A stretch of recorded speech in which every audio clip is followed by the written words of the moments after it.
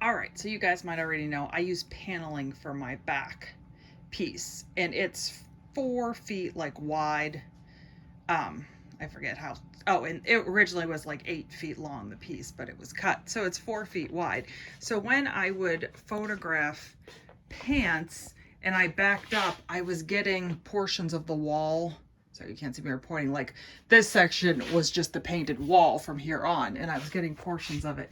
So I bought the like vinyl removable peel and stick wallpaper, and I did the whole wall, and it is going to make the most perfect photos that I don't have to crop as much because now I don't have a smaller space to deal with. And this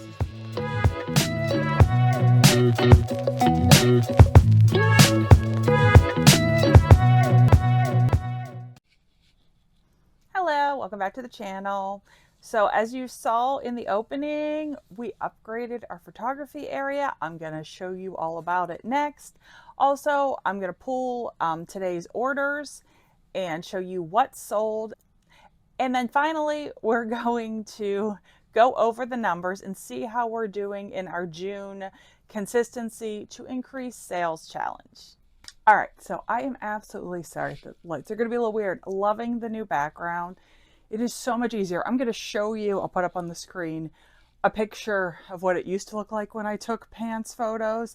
As you'll see in the picture, you could see the, like, what color is that? Like tan, beige paint around there. And then the board would stop right here. So you would get the edges. So then I was cropping, but then it wasn't in true square format and it was driving me crazy. Now, like, I am able to take the picture and get like the perfect square without getting anything else in it. Here, just to give you an idea, this roll I think was $23.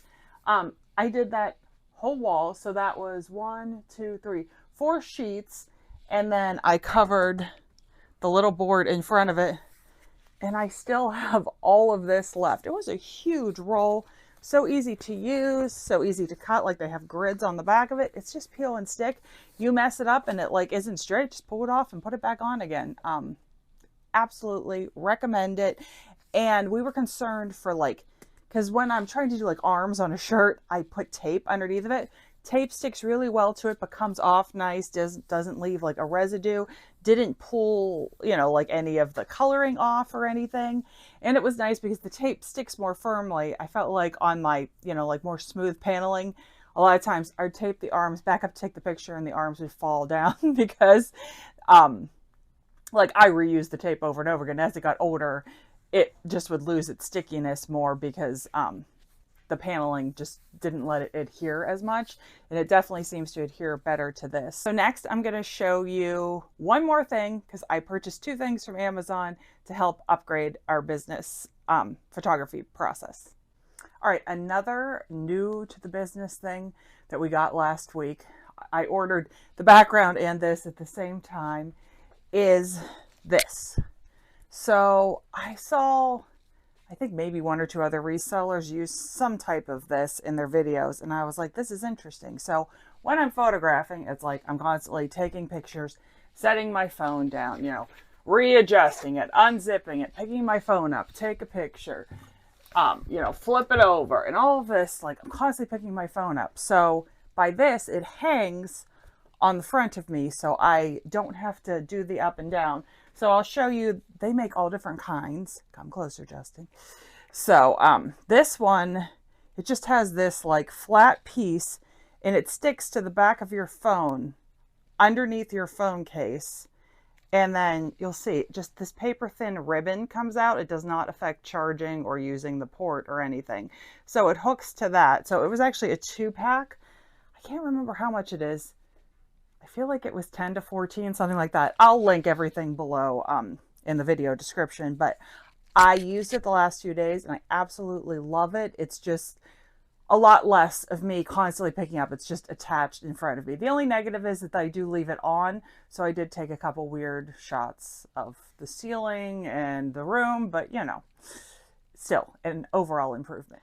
All right, so it is Thursday morning. We shipped out super late on Tuesday, which is a whole story Justin could tell you about. He tried to go to the post office and they were having problems with their power, so they just closed down way earlier than they were supposed to. And we were trying to get all our orders out before, you know, the holiday. But so these are the orders that came in like after 5 o'clock on Tuesday until, so all day on Wednesday, and then now it's early in the morning on Thursday. So we have 13 on eBay and 4 on Poshmark, which they're small sales on Poshmark, but it's the most sales I've had in a while. So up first, 45, 37, 45, 37. Oh, right here. I'll put a picture of it on the screen. It's just a cute Levi's top, kind of a retro look, new with tags. I've had it for a while because that's why it's, I mean, I have boxes to go all the way down to there. So it's older in the inventory. It sold for $15. We paid 99 cents and we made an $11.01 profit. Up next is a $49.72, the very end of this box. It's an LL Bean sweater. It was also purchased on 99-cent day. It sold for $19. We made a $14.21 profit. Then we have 52.08. Up next is a Jack Nichols. Is that how you say his name? It's a golf shirt. I don't know. Is it Jack Nichols? I'm asking you. Nicholas, that's his name. All right. Jack Nicholas polo golf shirt. I would never, ever pay up for it, but we got on 99-cent day. Sold for $17. We made a $12.61 profit. And the last item is in the drawers over here. My mother will recognize this. She won a bunch of like hand creams from Bath & Body Works in a basket at like a fundraiser. And she kept ones that she liked. Brooke, she gave it to Brooke and I. We took out a few, but there was a few scents that just were in it. And this one was a retired scent, so I decided to try to sell it. It sold for $11 and we made an $8.05 profit. So that was the Poshmark. Now we're going to go on to eBay. I sold a Talbot's honeycomb gray sweater, also purchased on 99-cent day. Yeah, you'll see a theme here. It sold for $19.79. I don't know the profits on the eBay stuff yet, but I'll give you the overall profits at the end. Next one is a very newly listed item because it is number 55. Oh, 69 right in the front. It's a Bob Mackie wearable art, like vintage top. We love Bob Mackie wearable art. We once bought out a lot of like probably 40 pieces of it at a garage sale, and we did really well with it. And this was a size 2X. Definitely prefer the plus size. But it sold for $21 and it was purchased on 99-cent day.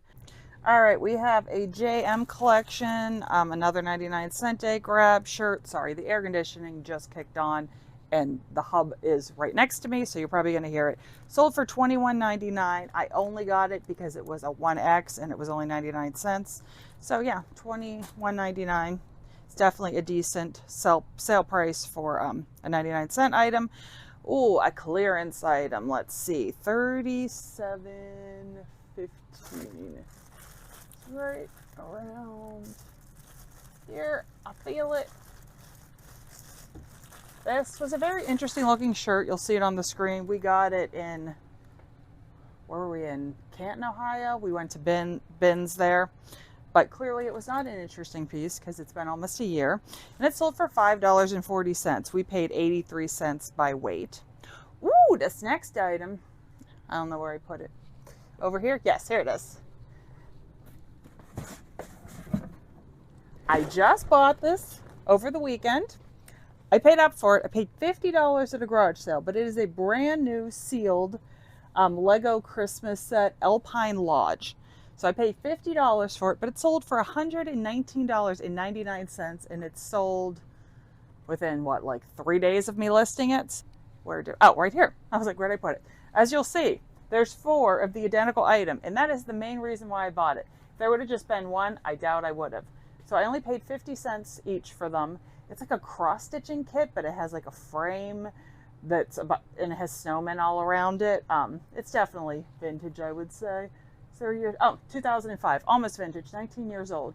But I always look at cross-stitching kits because they can do well. But yeah, so I made 50 cents a piece. I made one listing with a quantity of 4. It's sold on an offer for $11.04. All right, another piece of clothing from 99 Cent Day, 55, and it's a newly listed one, 55.27 right here. It's a Chico's. It's just their basic, like, ultimate tee made out of Pima cotton, 3/4 sleeve, but it was brand new with tags. So I think the MSRP on them is like $35 to $39. So it sold for $19.99. All right, Justin, we had weights next on the list, but Justin will show you weights in a minute. Another clearance item, yay, 4011. Oh, and look, it's the first one.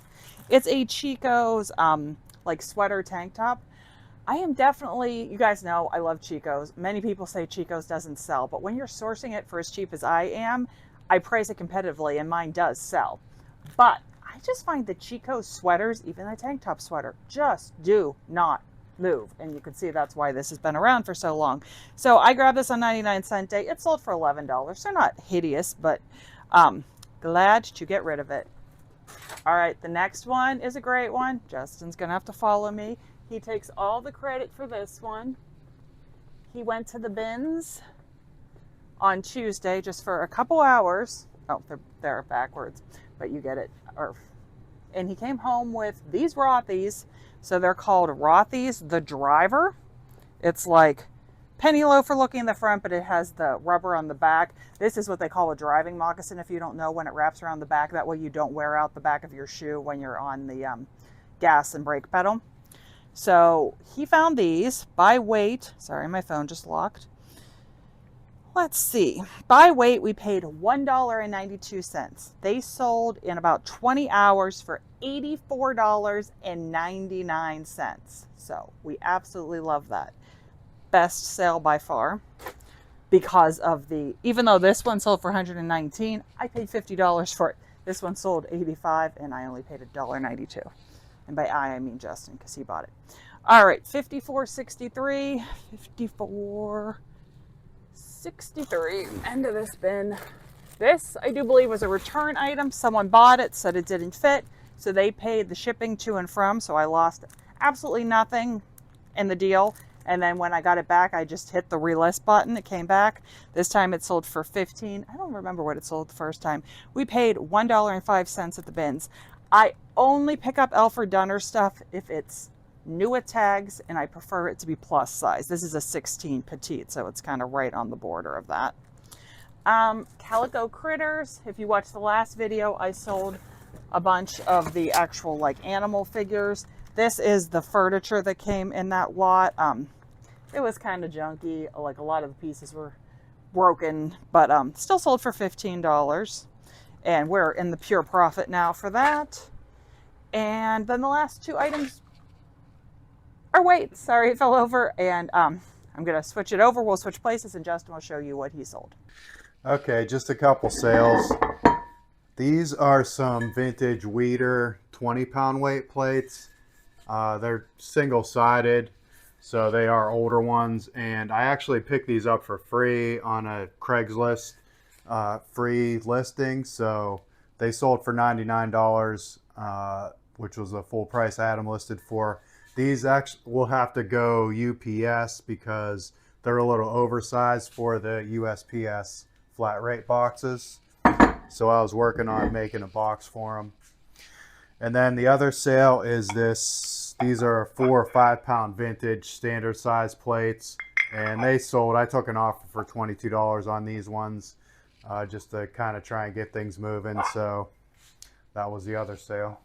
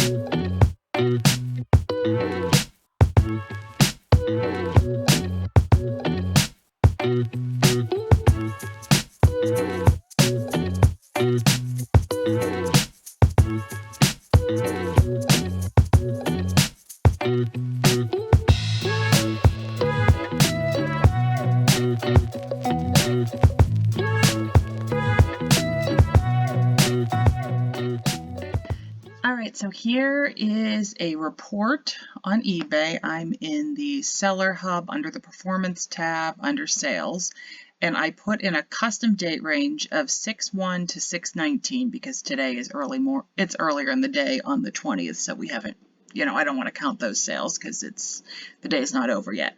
So here are our total numbers. We've sold 196 items, as you can see here, the total sales, and this is the number I call the fake number because it includes shipping and all the fees and the taxes and everything, is 7207. The amount that's in this number that is taxes is 420.86, and then the selling cost amount, which are fees and the primarily shipping, is this number. So total, what goes in our bank account from eBay is the 4206. Then we still have to subtract our cost of goods from that, plus, daily business expenses. But what I want to show you is I selected to compare this to June 1st and June 19th of last year. And here's the percentage. Our sales are up 67.6% from last year, from June 1st to June 19th.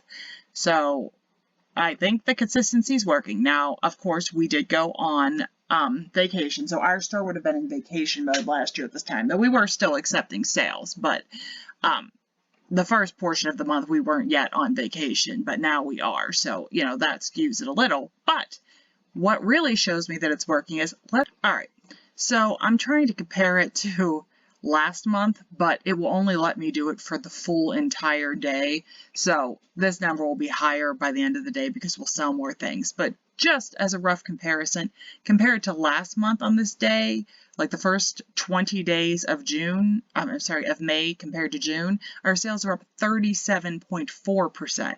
So that gives even more of an accurate depiction of how listing every day 20 items is going.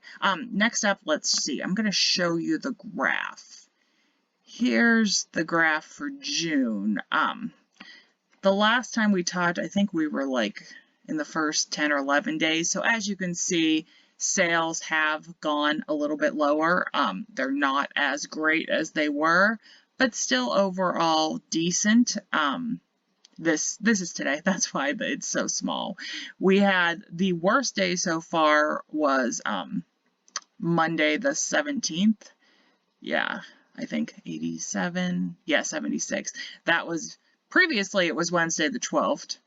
And so what? Oh, so Wednesdays, that's interesting. We had 2 Wednesdays that were very slow, and then we had a Monday. So, but then we also had some really high days mixed in there. So overall, we're happy with how the numbers are going. I mean, yes, would I like it to stay super high like it was on these days in the beginning? Absolutely. But, the month still has 10 days left, so we could finish strong. All right, before I wrap this up, the total of what you just saw us pull and pick and pack and all that good stuff for the day ended up being $330.81 in profit. I did assign a 30-cent per pound buy cost to those weights, even though we got them for free, because we averaged the price of our weights. So, it would have been an extra $12 if I would have counted those as free. But that's, I'm trying to keep it as real as possible and show you, what our numbers look like.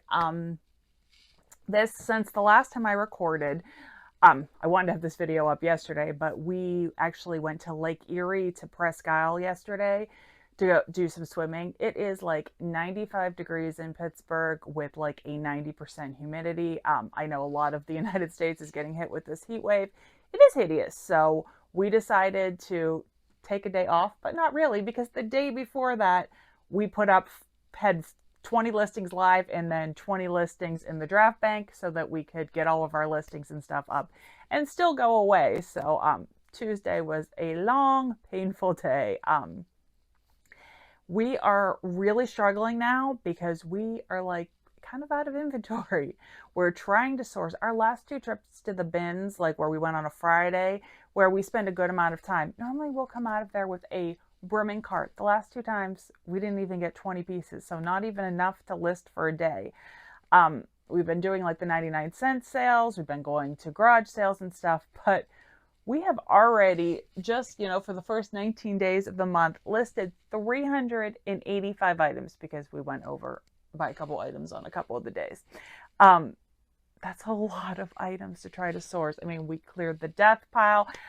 We're, listing day by day here. So I'm really going to have to scrape today to get our 20 listings, and tomorrow's bins day. And normally I would have 20 listings in the bank already, but I used all the listings in the bank to go away yesterday. So I'm going to have to source these items and then like hurry up and get them listed. So yeah, honestly, it's getting a little old.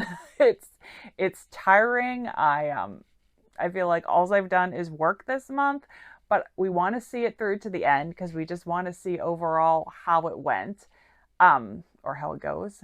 But yeah, it's hard to source, with how we source, because we like to source things, as inexpensively as possible. And it's hard to source that many items. And we didn't have that big of a death pile to begin with. Like, if I was someone with a huge death pile, this challenge would have been a heck of a lot easier. So yeah, I think Justin might run to the bins for a couple hours before he picks up Brooklyn this afternoon.